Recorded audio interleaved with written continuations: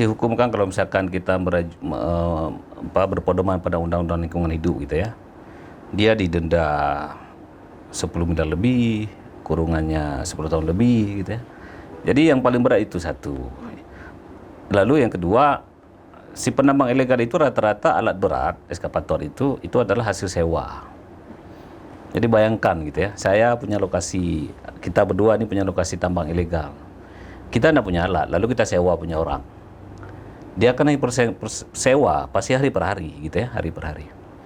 Lalu belum bekerja kita, kemudian tertangkap. Lalu beko ini atau eskavator ini menjadi bukti. Ditaruhlah misalkan di Polda. Selama dia parkir, sewa itu berjalan. Konon itu nggak dilepas. Yang paling berat adalah alat berat.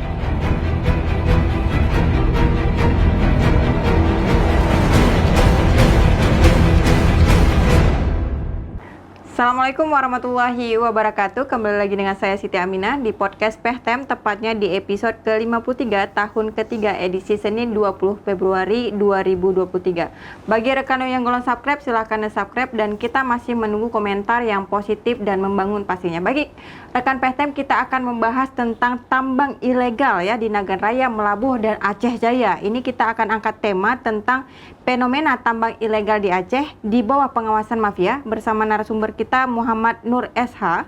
Beliau adalah pengamat lingkungan hidup dan hukum lingkungan. Assalamualaikum Bang M. Nur. Waalaikumsalam warahmatullahi wabarakatuh. Apa kabarnya nih Bang?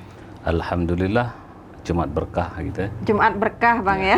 Tapi tidak berkah nih kayaknya karena banyak tambang ilegal. Terima kasih Bang M. Nur telah hadir ke PEHTEM ya. Sudah lama nih kita nggak berbincang masalah tentang lingkungan. Tapi ini tema kita tentang fenomena tambang ilegal di Aceh di bawah pengawasan mafia. Sebenarnya apa nih yang terjadi di Aceh tentang tambang ilegal? Sebenarnya apa yang terjadi? Satu yang terjadi adalah pembiaran. Pembiaran ya? Pembiaran itu kepada tambang ilegal itu sejak tahun 2009 sampai tahun 2023. Nah, ada kemajuan sedikit sebenarnya di tahun 2023 ini. Ada beberapa penindakan ya, ada penangkapan beberapa titik gitu ya. Tetapi tidak semua kemudian diamankan. Makanya kemudian fenomenanya ya karena masih ada potensinya, masih ada orangnya, masih ada pengamanannya, masih ada pemodalnya. Jadi ada banyak alasan kenapa kemudian fenomena ini tidak berakhir gitu ya. Saya kira itu fenomena. Jadi tambangan ilegal itu tidak akan pernah berakhir kalau seandainya penangkapan tidak secara keseluruhan. Ya, menurut saya dia tidak akan mungkin tutup 100%. Karena itu juga pernah kita suarakan sejak tahun 2009. Setelah rekon tsunami Aceh ya. Itu pernah kita suarakan. Sampai sekarang penutupan 100% itu nggak terjadi. Jadi kalau misalkan di Aceh Jaya berkurang, dari dulu kan itu sebagai lokasi yang luar biasa ya untuk kegiatan tambang rakyat gitu ya. Tapi sekarang kan mulai sepi karena potensinya udah habis. Jadi tunggu habis dia. Itu fenomenanya, itu faktanya. Terus kenapa nih kalau misalnya kita lihat dari banyaknya tambang ilegal itu, apa sih misalnya kenapa bisa terjadi ada tambang ilegal?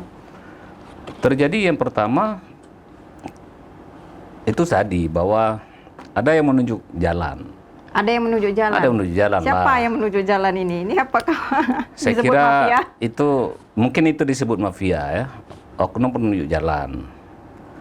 Oknum yang mensupportnya, mensupport alat, mensupport minyak, mensupport merkuri, mensupport keamanan, mensupport sumber daya manusianya, mensupport berbagai alat-alat yang dibutuhkan dalam kegiatan tambang ilegal ya. Saya kira itu grup mafianya. Dan mafianya itu siapa? Maksudnya kalau Ya gini, dia definisi mafia itu ada yang resmi, tapi versi saya, mafia itu adalah sekelompok orang melakukan peorganisasian untuk mencari keuntungan dengan cara yang tidak benar. Itulah mafia. Yang cara-cara yang salah, cara-cara yang haram, cara-cara yang yang bengis, cara-cara yang tanpa memedulikan nasib orang lain. Itulah mafia. Oke, tapi mafia ini tidak akan bisa berjalan sendiri kalau tidak ada kerjasama dengan orang pemerintah dong.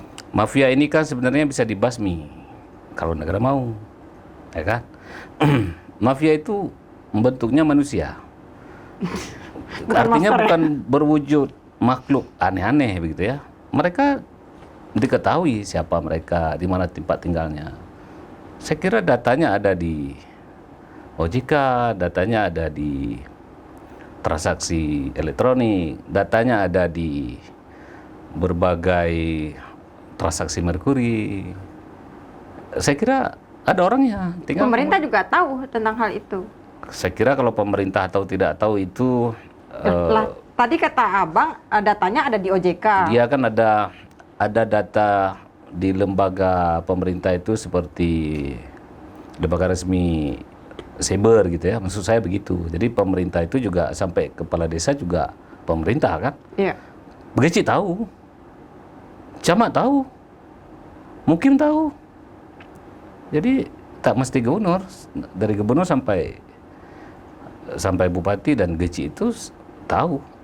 Jadi apa yang aneh? Karena itu udah terbiasa di Aceh kan. Itu faktanya. Jadi apakah kemudian grup pembiaran ini disebut mafia juga? Saya kira bukan itu konteksnya. Konteksnya adalah siapa yang bermain secara ilegal, itulah mafia menurut saya. Tapi kalau misalnya dari sudut Abang nih sebagai pengamat lingkungan hidup ya, fenomena tambang ilegal ini kan di bawah pengawasan mafia. Apakah mafia itu orang Aceh atau memang orang luar Aceh? Itu sulit kita jawab. Tetapi secara fakta dan realita, dia bercampur. Pasti orang Aceh ada, pulau dari luar Aceh juga ada. Contoh, siapa yang berani menggali lubang-lubang di bawah bumi misalkan? Kebanyakan kan dari transmigrasi. Jadi yang dibayangkan orang Aceh semua, yang enggak lah. Berbagai daerah ada di situ. Gitu. Jadi Anda sulit untuk menjelaskan, walaupun Anda sebenarnya tahu. Bukan sulit dijelaskan, karena memang faktanya tidak mungkin suku Aceh semua di situ. Misalkan keamanan secara ilegal, orang Aceh bukan, ya kan? Kemudian dari segi Merkuri, bermain Merkuri, orang Aceh bukan, orang Cina yang punya alat-alat seperti Cina. Oke, siapa sih sebenarnya yang memberikan pengawasan misalnya WNA masuk ke Aceh untuk melakukan tambang ilegal ini? Ada beberapa berita yang kita lihat ya pemirsa PTM, ada 7 WNA juga ditangkap ini terkait tentang tambang ilegal. Jadi gini, itu mesti diverifikasi ulang. Misalkan ada penanaman modal asing, yang asingnya itu terkadang berkunjung, terkadang dia bekerja, terkadang dia sebagai tenaga bantu untuk alat-alat tertentu orang kita nggak kuasai misalkan ya. Saya kira itu perlu diverifikasi. Apakah mereka sengaja datang kemari hanya untuk melakukan tambang ilegal atau memang wilayah IUP-nya? Saya kira yang bisa menjawab itu adalah imigrasi sama dinas pertambangan, ya gitu ya, sama dinas perizinan dan Polda. Saya kira polisi bisa menjawab itu karena itu hak fitunya kawan-kawan penegakan hukum ya. Nah kalau saya memandangnya bahwa Cina itu datang hadir dia ke suatu wilayah, biasanya dia karena ada sahamnya di situ, baik itu bentuk alat maupun bentuk dukungan pendanaan ya. Saya kira ada alasan mereka hadir. Nggak mungkin tiba-tiba dari Cina datang kemari ingin menambang ilegal. Tapi kan terlalu mudah. Enggak sih, maksudnya WNA datang ke Aceh, kemudian berani melakukan tambang ilegal itu tanpa ada izin orang dalam. Itu kan impossible nih. Saya kira dugaan boleh apapun ya, karena itu adalah bentuk praduga tak bersalah. Sekali lagi, misalkan di Melabuh itu ada pekerjaan misalkan pembangunan PLTU 34, pembangunan fisiknya ya. Di sana banyak tenaga Cina. Tapi katanya PLTU juga ilegal ya? Enggak lah. Siapa bilang PLTU itu suratnya ilegal? Banyak beredar? Enggak. Jadi PLTU itu sepengetahuan kami waktu itu mereka punya amdalnya, punya izin pembangunannya, punya izin segala izin lengkap. Jadi bukan ilegal, dia legal. Pekerjaan di situ juga legal. Didatangkan tenaga kerja juga berdasarkan kebutuhan pembangunan. misalkan siapa yang bisa mengoperasionalkan mesin? Orang-orang luar negeri, Cina atau Korea. Jadi bukan juga mereka itu ilegal. Itu sektor energi ya. Nah, apakah kemudian numpang-numpang? Itu yang kita tidak tahu. Biasa kemudian kita berasumsi kita merantau kemudian bawa saudara pengangguran, baru menambang. Misalkan kita tidak bisa pastikan itu. Tapi fenomena ini saya kira mesti dicek kembali oleh lembaga resmi pemerintahan itu untuk mereka ilegal atau memang bagian dari pemegang saham asing tadi. Oke, tapi selain WNA juga ada beberapa ya warga Aceh juga kita lihat juga menjadi salah satu korban nih tambang ilegal emas yang di Nagarraya ya, Pak Gecik. Nah ini sebenarnya apakah orang Aceh juga melakukan tambang ilegal nih, Bang? Banyak. Rata-rata kan lokasi itu kan milik masyarakat Aceh. Lokasinya milik masyarakat Aceh, pekerjaannya belum tentu orang Aceh. Itu namanya kan biasa transaksional ya. Pertukaran manusia, kebutuhan sesuai dengan tenaga. Saya kira itu biasa. Kenapa itu kemudian Gecik kemudian jadi korban? Itulah alam bekerja. Bahwa selama ini bisa jadi seluruh perangkat desa itu ada bermain-main di lokasi tambang-tambang ilegal. Karena kan kita ketika bicara batas wilayah tambang itu ada desanya, ada camatnya, ada kecamatannya, ada kabupatennya. Kan mudah sebenarnya kalau mau cek siapa mereka ya. Ada ketua, ada panitianya. Di PD itu kan ada panitia tambang. Ada panitia tambang. Kalau ditemukan itu buku panitia, maka Anda menemukan orang dan nomor kontaknya. Jadi tidak sulit sebenarnya menemukan mereka. Hanya saja menurut saya belum naas. Dari aspek hukumnya belum naas, dari aspek alam yang kemudian dihancurkan oleh alam itu belum naas. Yang sudah naas berarti lewat sudah. Oke, tapi kita melihat ya, sepertinya kan Aceh dengan sumber daya alam yang misalnya yang bagus. Wilayah mana sih atau titik lokasi mana nih Bang M. Nur yang menggiurkan tambang ilegal? Tambang ilegal itu kan yang masih menggiurkan di PD, Aceh Selatan. Kemudian Aceh Jaya masih, Aceh Besar juga ada, Gaya Luas juga ada. Banyak dong. Aceh Tengah juga ada, banyak. Artinya kita kaya dengan sumber daya alam. Iya, kita kaya. Tapi kekayaan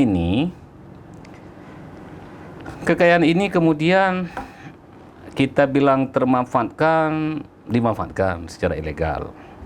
Dibilang pemanfaatan, boleh dimanfaatkan secara baik dan benar. Jadi sulit sebenarnya. Kaya, tapi tidak semua orang Aceh itu dengan kekayaan itu bisa digarap. Oke, kalau misalnya Anda melihat bagaimana misalnya pemerintah sudah melihat tentang tata kelola sumber daya alam di Aceh. Pemerintah sebenarnya kan pembiaran atau seperti apa? Atau malah bekerja nih untuk menjadi seorang mafia? Sekarang ini, posisi pemerintah itu, kalau saya ya berpendapat, posisi pemerintah itu sebagai pelayan. Tambang ilegal itu zaman Abu Doktor, Zaini Abdullah dengan Muzakir Manah waktu itu sebagai Gub dan Wagub itu pernah diminta tutup. Nggak tutup juga. Posisi pemerintah berarti kan minta ditutup gitu ya. Di PD masa Abu Ci juga pernah membuat semacam seruan menutup. Nggak juga tertutup gitu ya. Jadi posisi pemerintah itu meminta dengan kesadaran diri masyarakat itu bubarlah. Tapi nggak bubar. Satu. Yang kedua, ketika pemerintah kemudian saya sering bilang bahwa tutup saja semua tambang ilegal itu gitu ya. Sering kita sampaikan kepada pemerintah. Pemerintah sebenarnya pusing dia. Yang saya pahami, pemerintah itu pusing. Ketika dia paksa, takut terjadi pelanggaran HAM. Karena pasti pendekatannya adalah penegakan hukum kan. Kekhawatir. Kalau dipaksa nanti di demo. Sebenarnya bukan semelakama juga sih sebenarnya. Dipaksa tutup, pasti militer dengan polisi yang didorong ke depan. Nggak mungkin sampai PP dong. Ya kan? Terjadi bentrok. pada antara akhirnya. masyarakat dengan pemerintah ya. Iya, terjadi bentrok. Dia dilema. Dipaksa salah, diminta baik-baik, nggak diturutin. Itu posisinya. Lalu di mana posisi teman-teman ilegal itu? Rata-rata itu berada di wilayah IUP, izin usaha pertambangan orang. PD itu, kalau kita simak petanya, itu berada di wilayah PT Woyla. Wilayah Woyla. Misalkan di Melabuh, misalkan Sungai Mas, itu juga wilayah PT Megalanik. Termasuk ada pemegang IUP-nya. Tapi kan juga izin usaha pertambangan dicabut juga nih oleh pemerintah pusat untuk di Aceh. Itu satu bab. Misalkan pemerintah pusat mencabut izin yang diterbitkan oleh pemerintah Aceh, gitu ya. Saya kira ini dinamika hukum. UU-PA itu memberikan peluang kepada pemerintah Aceh itu untuk memberikan berbagai pelayanan terkait dengan sektor pertambangan. Tapi dalam Undang-Undang Minerba, dia disyaratkan untuk dilelang. Jadi ketika kita ingin berusaha mineral dan batubara, begitu ya, ketika di situ ada potensi, maka wajib dilelang. Ada dinamika kemudian untuk melelang itu lokasi, supaya semua perusahaan itu bisa kemudian ikut dalam pelelangan tersebut, maka pemerintah harus menyiapkan datanya. Pertanyaannya adalah, datanya siapa yang siapin? Karena mahal menyiapkan data. Data yang paling valid itu adalah data setelah eksplorasi, misalkan ya, yang saya pahami. Siapa yang bisa bikin data itu? Karena itu butuh uang miliaran untuk memproduksi data potensi suatu lokasi. Itu logikanya. Kemudian ketika lelang, Anda wajib bayar pajak dulu dong ke negara. Jadi sebenarnya pemerintah pusat itu mengejar pendapatan dari kegiatan lelang. Nah, kita gini logika sederhananya. Ketika kita ingin membuat rumah sakit jenis A dengan spesifikasi pembangunan bla bla bla bla, maka ditender. Kira-kira begitu ya. Sama. Pemerintah Aceh itu harus menyiapkan semacam data. Ini potensinya, ini jumlahnya, ini bla bla bla bla bla begitu ya. Umumkan itu. Baru kemudian para pengusaha mendaftarkan diri. Siapa yang berminat berinvestasi. Tapi untuk memproduksi itu data, Anda butuh miliaran. Paling mahal kegiatan di sektor pertambangan itu. Mungkin ya, karena itu masalahnya, kewenangan Aceh itu jadinya setengah. Setengah di pemerintah pusat, setengah di Aceh. Ketika pemerintah Aceh menerbitkan izin, pemerintah pusat bisa membatalkan izin itu. Karena syarat lelang tadi. Sedangkan data untuk dilelang, itu nggak ada yang produksi. Biasanya data itu diproduksi oleh perusahaan. Oke, ini menjadi satu titik kelemahan kita kah, Bang Emdo? Kita, kalau saya ditanya, itu titik kelemahan memang. Bukan di kita kelemahannya. Kelemahan di kita nggak punya, kalau saya bayangkan, pemerintah Aceh itu pasti nggak punya duit untuk membuat data eksplorasi Otomatis itu. ya, karena butuh ada anggaran yang besar. Besar. Karena bayarannya itu per meter dia. Per meter. 1 meter berapa duit tuh? Tapi kalau misalnya dibandingkan dengan keuntungan yang didapatkan setelah itu, jauh lebih besar. Tapi kan kembali kepada apa yang didapatkan oleh negara melalui pajak, apa yang dihabiskan untuk produksi data. Itu kan ada perhitungan neraca keuangan namanya ya. Berapa pemasukan dari itu, kemudian berapa pengeluaran di awal oleh pemerintah. Bayangkan apabila sudah dihabiskan 10 miliar untuk suatu eksplorasi suatu lokasi, hasilnya kosong. Apa mau dilelang? Karena disyaratkan itu lelang dari Undang-Undang Pertambangan Minerba. Di UPA tidak bicara lelang. artinya ada bentrok ya? Ada bentrok sebenarnya. Yang mana di bawah Aceh itu ada UPA, tetapi satu sisi kita dikalahkan dengan undang-undang pusat ya? Undang-undang pemerintah pusat. Kayaknya, itu kejadiannya. Kayaknya di semua sektor nih Bang M. Nur, ya, nggak cuma di pertambangan ini kayaknya. Di hutan juga begitu. Iya. Sektor hutan, misalkan pemerintah Aceh, UPA itu diberikan mandat untuk dikelola oleh pemerintah Aceh. Tapi batasan luas itu dibatasi. Kalau lebih 10.000, maka wajib kemudian diurus izin pinjam pakai. Yang boleh ngeluarin itu kementerian, bukan pemerintah Aceh. Kalau berada di dalam kawasan. Jadi nggak mudah sebenarnya kita berdebat soal pemberian izin ini, nggak mudah. Pengusaha pusing, Pemerintah jauh lebih pusing. Lalu dia menghadapi situasi sosial yang beragam bentuk. Itu juga ada mudah menghadapi perilaku sosial yang berubah-ubah. Gejolak viral itu cepat, itu nggak mudah. Jadi kita punya dinamika. Makanya kemudian saya bayangkan ini penyebabnya bagaimana apa yang benar terjadi hari ini. Tambang ilegal itu menjadi subur. Ribet tahu nggak? Ini akan terus subur nih kalau seperti itu. Karena kalau ada ribet. pengenangan yang memang secara serius oleh pemerintah nih Bang Emnur. Ya. Untuk tambang rakyat itu dilegalkan, syaratnya adalah para bupati itu harus mengajukan permohonan untuk ada ruang. Ditampung dulu dalam penataan ruang provinsi, kemudian disetujui oleh kementerian. Baru ada wilayah tambang rakyat namanya. Baru dibuat koperasi segala macam. Membutuhkan waktu berapa lama itu? Mungkin itu sebab lapak ini nggak boleh ditinggalin. Makanya digali terus. Akhirnya tambang rakyat itu tak bisa dihindari. Mungkin ya. Jadi siapa mafia? Ya orang yang terlibat dalam praktek-praktek ilegal. Itulah mafia.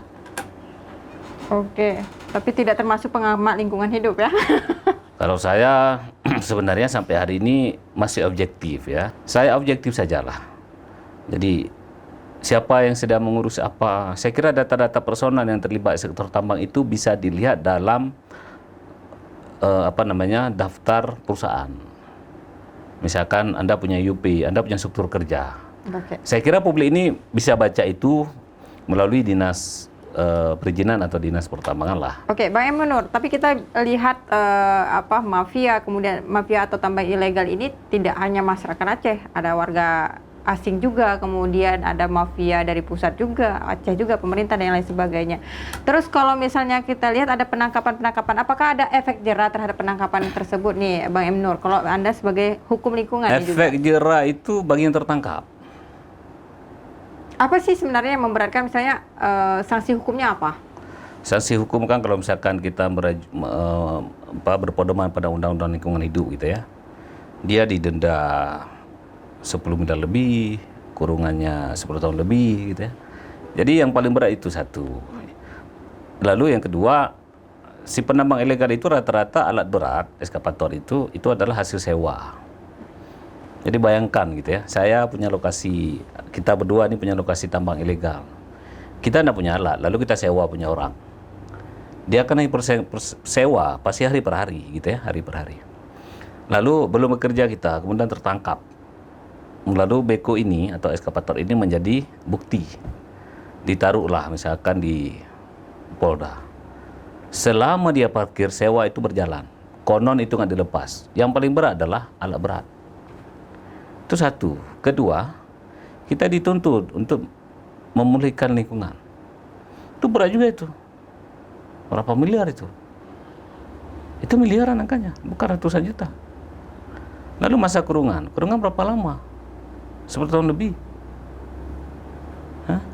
Jadi tapi kan yang efek jera itu bagian tertangkap menurut Oke, saya. yang tertangkap itu kan selama ini jika Anda melihat itu adalah warga biasa atau memang pemainnya gitu. Saya rata-rata melihat warga biasa. Artinya jadi korban ya? Jadi korban. Karena begini dia, para toke itu kan nggak ada lokasi. Para toke itu kan terima beres. Itu logika bisnis, nggak mungkin toke ke lapangan. Nggak mungkin si pemuda itu ke lapangan. Gitu ya. Berarti masyarakatnya ini harus dicerdaskan nih Bang Emnur. Sebenarnya masyarakat itu perlu dijelaskan, tapi masyarakat juga nekat-nekat. Mau gimana? Dia tahu memegang merkuri itu berbahaya. Dia tahu kegiatan itu ada ilegal. Sewaktu-waktu ditangkap, dia dipenjara. Dia tahu resiko badannya, dikurung. Dia tahu bahwa sewaktu-waktu terjadi longsor orang bisa mati, tertimbun. Itu resiko paling fatal. Dia tahu. Dia tahu bahwa dia bisa saja menjadi korban bencana alam. Tiba-tiba. Gitu ya. Semua dia tahu. Oke, banyak apa yang dicerdaskan? Banyak nggak sih Bang Emnur ketika kita lihat contoh misalnya kita lihat pemirsa PT misalnya Gecik Nagaraya sampai tertimbun, banyak nggak yang dihasilkan? Apa yang banyak nggak emasnya gitu loh? Sebenarnya tidak semua tambang emas itu menghasilkan emas. Oh gitu. Ya iya. Tidak semua tambang Jadi apa emas yang itu dicari di menghasilkan. situ?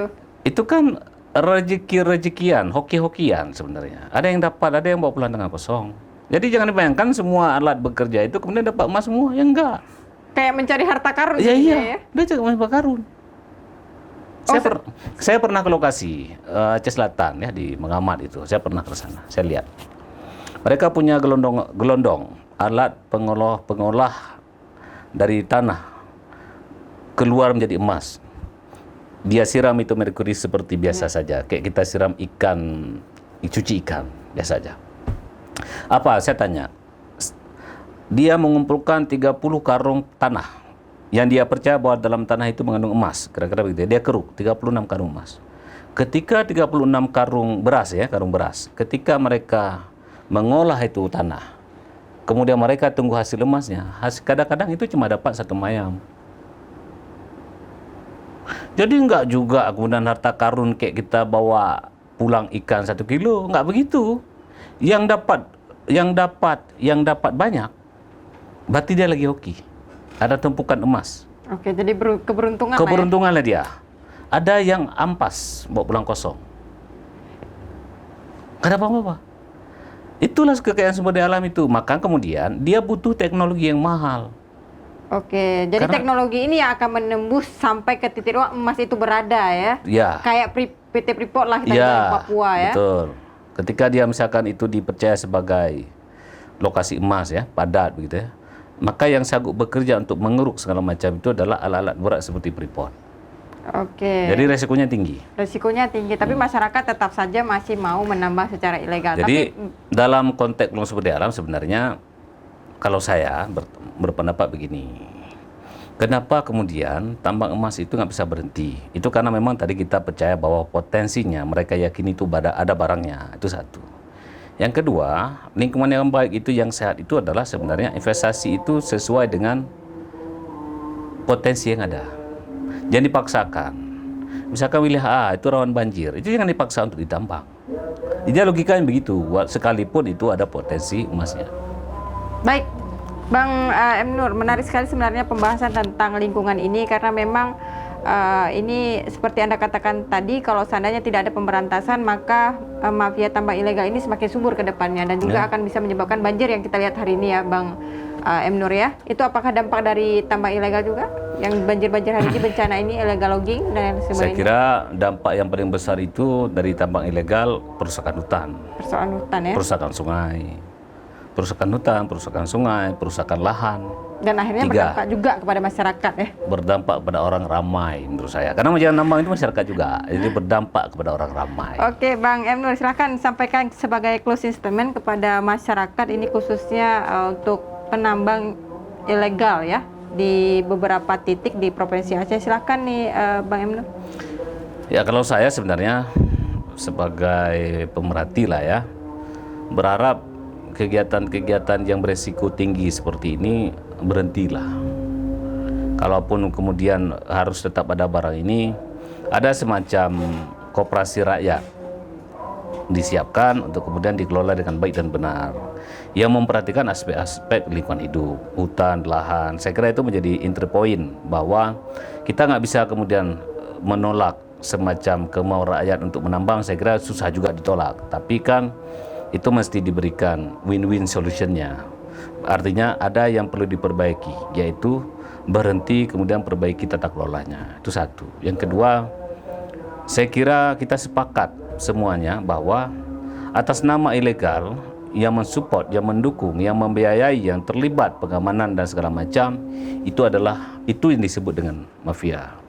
Lalu bagaimana kemudian perbaikan ke depan ini? Paling penting menurut saya adalah semua kita itu berkomitmen. Investasi yang ada di wilayah-wilayah kabupaten kota itu harus segerakan ditentukan. Jadi di mana wilayah lokasi yang tidak boleh ditambang, mesti sekarang deklarasi bahwa lokasi itu tidak diterima investasi misalkan untuk tambang. Saya kira ada semacam semangat sosial yang didorong ke depan itu adalah bagaimana kemudian menyelamatkan lingkungan hidup, hutan dan lahan itu dengan pendekatan yang baik, tata kelolanya ada, tetapi dia tidak kemudian menyebabkan bencana ekologis pada orang, keramaian, bukan masyarakat, karena masyarakat juga bagian dari pelaku tersebut. Saya kira demikian. Baik, terima kasih. Bang M. Nur atas waktunya. Baik pemirsa PTM, tonton terus podcast kita di setiap hari Senin dan Kamis pukul 10 pagi. Dan jangan lupa tekan lonceng untuk mendapatkan informasi terbaru. Like, share, and subscribe juga. Saya Siti Aminah mohon undur diri. Assalamualaikum warahmatullahi wabarakatuh. Waalaikumsalam warahmatullahi wabarakatuh.